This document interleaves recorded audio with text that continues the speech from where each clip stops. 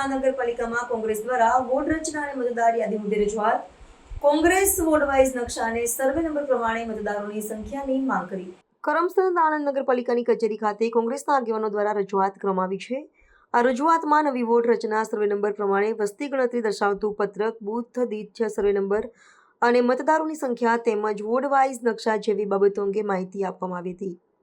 કોંગ્રેસના આગેવાનોએ પાલિકા સમક્ષ દાવો કર્યો છે કે નવી વોર્ડ સીમાંકન અને મતદાર યાદીમાં ઘણી વિસંગતતાઓ છે.